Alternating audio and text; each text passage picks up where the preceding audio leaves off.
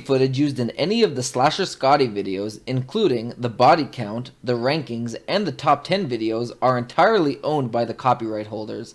Slasher Scotty makes no claim of ownership and simply uses the footage for purposes of education, commentary, and criticism under the Fair Use Act.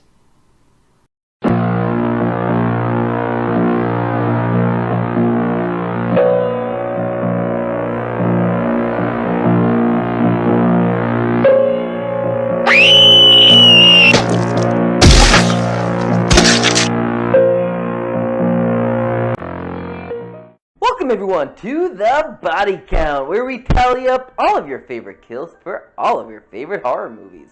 I am your host, Slasher Scotty, and before we go into what this week's episode is about, I just would like to say that this episode of The Body Count is being sponsored by the Fairy Squad Princesses.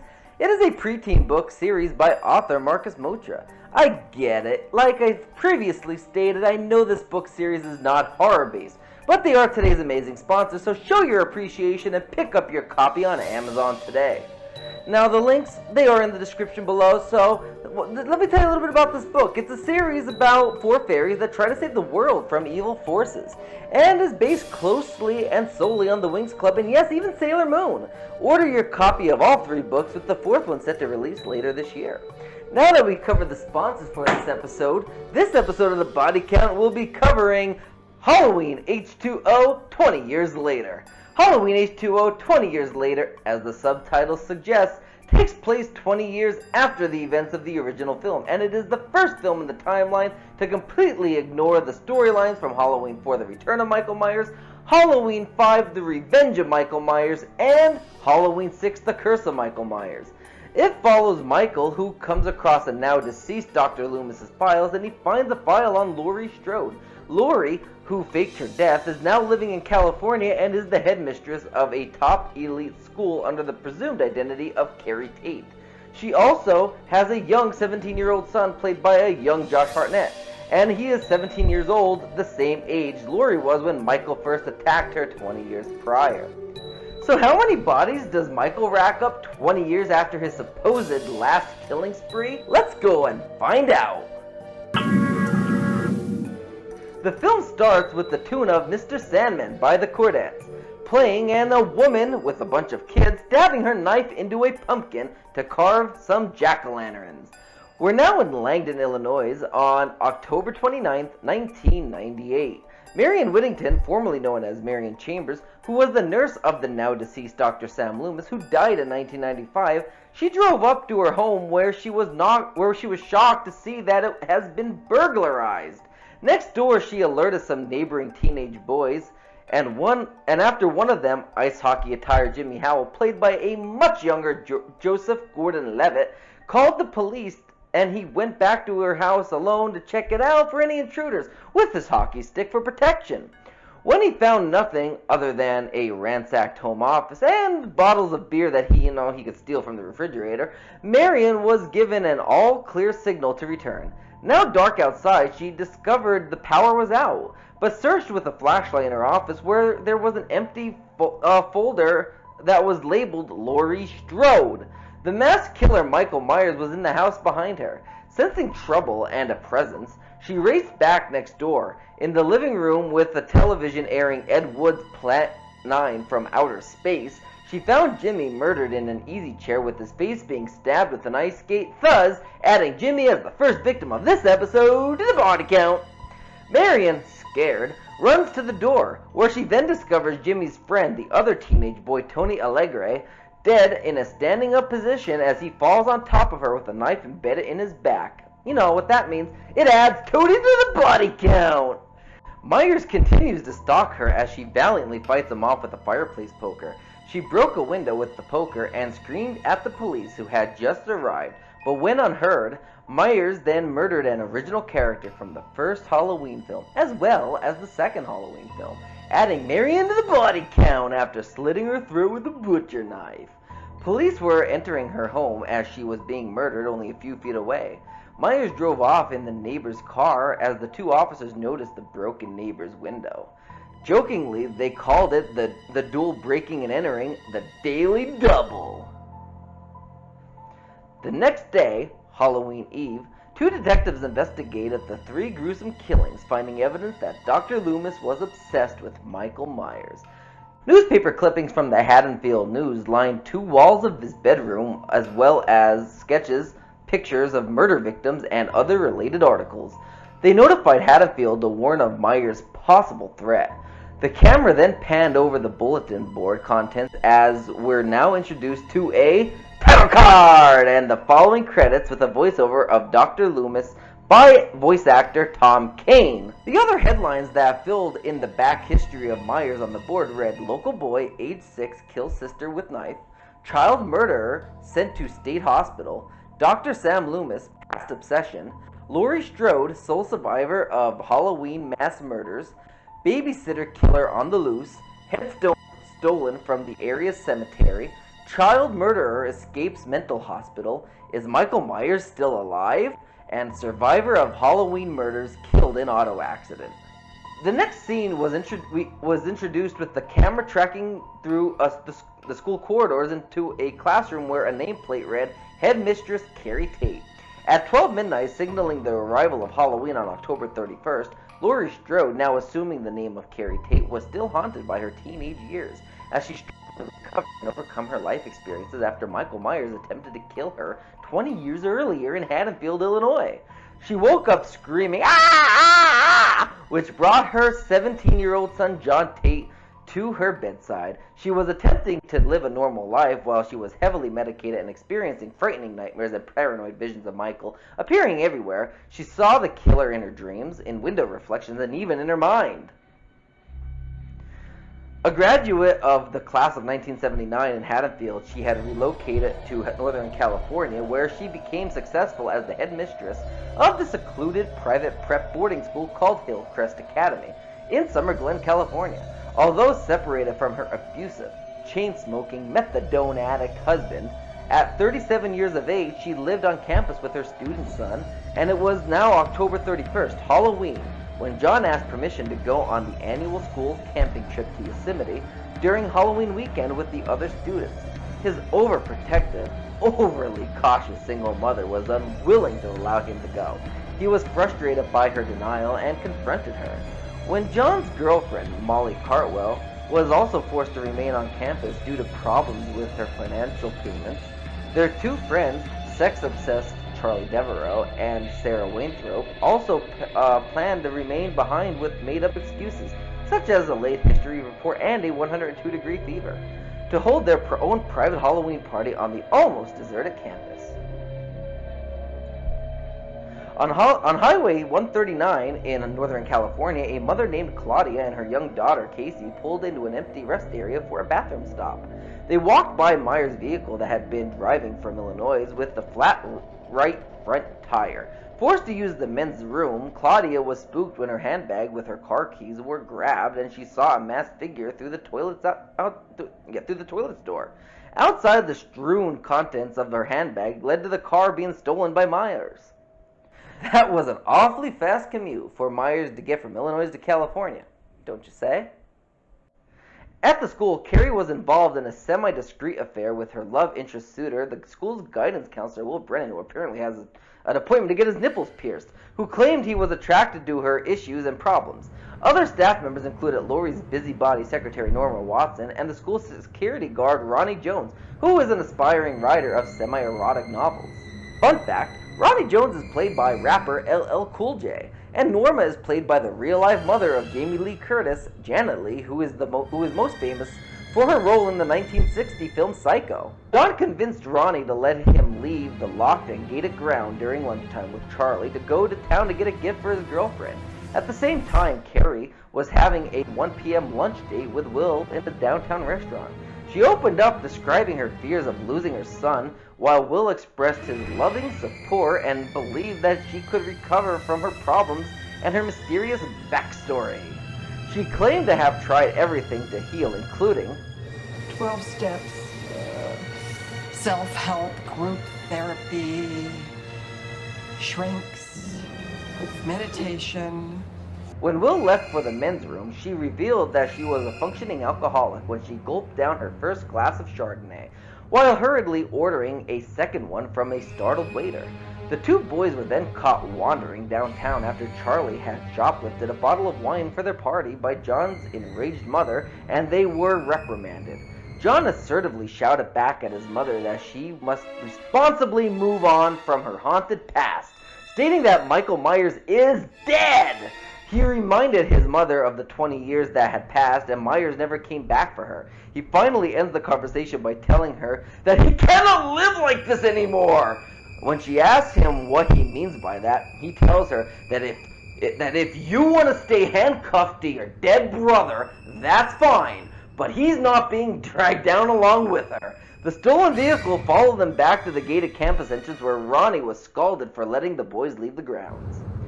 Before the school buses departed at 4:15 p.m., Carrie taught an English literature class on Mary Shelley's novel Frankenstein. Molly noticed the masked figure lurking and staring at her from outside the classroom behind a locked door entrance before prophetically responding to a question about the book and the fate of Frankenstein. Carrie was awakened from a deep thought about the response when the bell rang. At the end of class, Carrie surprised John by permitting him to attend the camping trip, although he had already decided to remain behind with his friends for their planned Halloween party. As she watched the buses leave, she spoke to Norma, who startled her with a deja vu from 20 years prior with her run-in to Sheriff Brackett. Well, hey, it's Halloween. I guess everyone's entitled to one good scare. Acting maternally, Norma advised Carrie with some obvious references to the troubles that they have shared as real-life mother and daughter. Later that evening, Ronnie was distracted at the gate by the arrival of Myers' stolen vehicle, parked at the gate, and as he turned off the car's engine, the killer slipped onto the grounds behind him. The phone lines were then cut, and he suspected something was amiss. On his rounds throughout the school, Will checked on Molly and Sarah and then joined Carrie for company in her home to carve, jack-o'-lanterns together and whatnot, other Halloween things. The four teenagers snuck away and gathered leftover food from the school's kitchen for the candlelit dinner party. Charlie left to find a corkscrew to open the stolen wine bottle. In a moment of complete self-revelation, Carrie told Will the truth about her past history as they kissed each other. That's very much of a mood spoiler, however, he thought it was a joke at first. And then he came to the realization that she was actually being honest with him, and serious. Carrie realized that Michael attacked her when she was 17 years old and then feared that for the life of her own 17-year-old son John and tried to call Yosemite to talk to him, but her phone was dead. Then she discovered her son's camping gear in the closet, realizing he hadn't taken the trip after all. She then grabbed a handgun from under her pillow in her bedroom. Telling Will she was going to find John at her door, Ronnie told her that there was a strange car parked at the gate, but there was no signs of trespassing.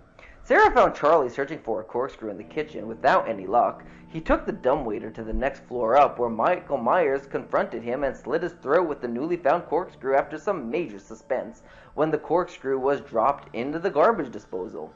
His death would then be confirmed officially, which would add him to the body count when Sarah found his bloodied corpse in the dumbwaiter.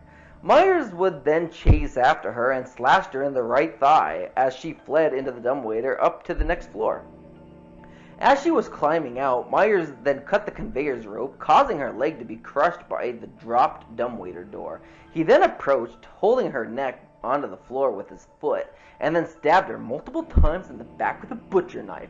Well, you know what that means. This means we just added Sarah to the body count. When John and Molly went looking for their friends, they found a blood trail on the floor and Sarah's body hanging from the light fixture in the pantry, a la Casey Becker from Scream.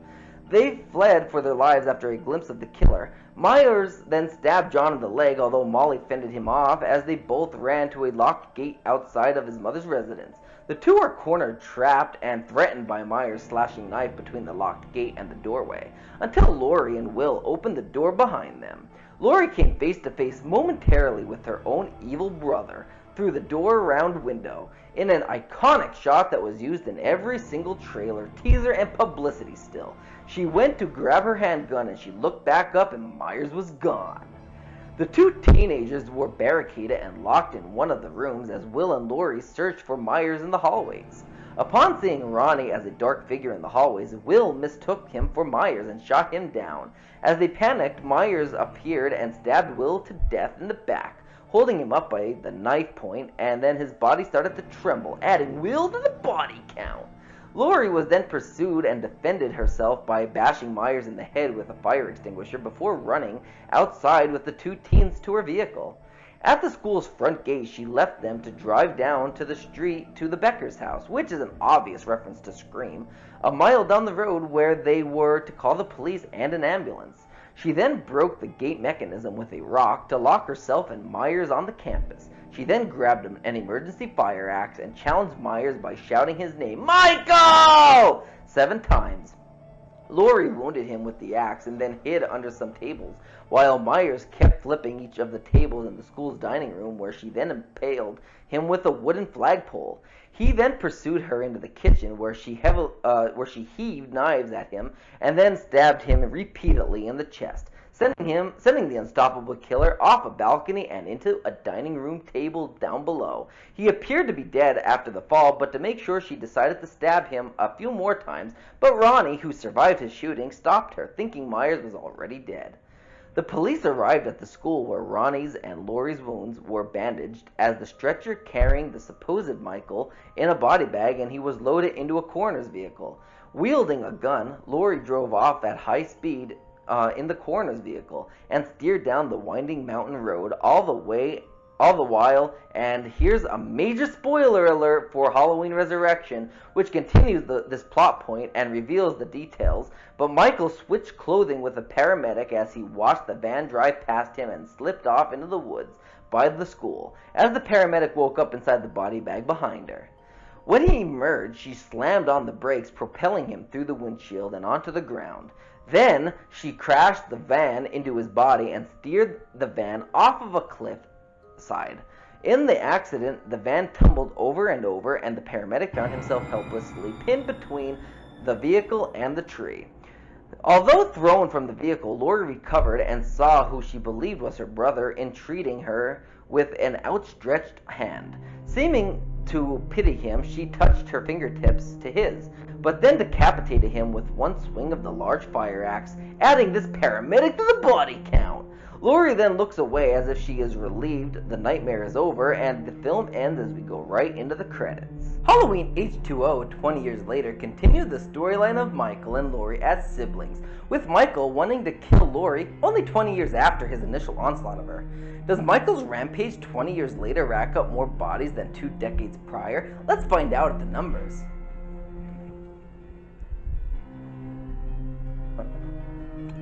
Man, I'm a functioning alcoholic. Dealing with Michael these past 7 weeks of the body count is so frickin' traumatizing.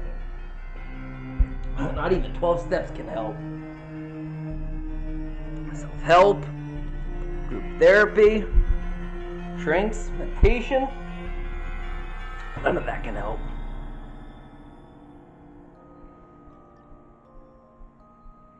That's good stuff.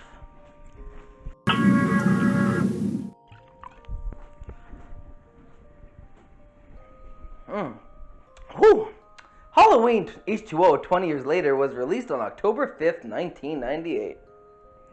It starred Jamie Lee Curtis, Adam Arkin, Michelle Williams, Josh Hartnett, LL Cool J, Adam Hanberg, Jodie Lynn O'Keefe, Nancy Stevens, Joseph Gordon-Levitt, Janet Leigh, and Christopher Durand. There were a total of 7 deaths in Halloween H20, 20 years later, with 5 of them being male and 2 of them being female. This gives us a 2-way pie chart that consists mostly of blueberry flavoring.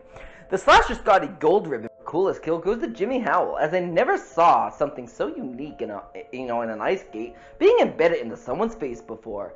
The Slasher Scotty Silver Ribbon for lamest kill goes to Charlie Devereaux, because we never saw him killed, just a corpse and a dumbwaiter. Make sure to subscribe to my channel, as there are plenty of videos to come, including interviews with celebrity guests, as well as some more rankings videos, top 10s, the SSN, otherwise known as Slasher Scotty News, and of course, the Body Count, where we'll be continuing the Halloween franchise with this train wreck of a movie, Halloween Resurrection.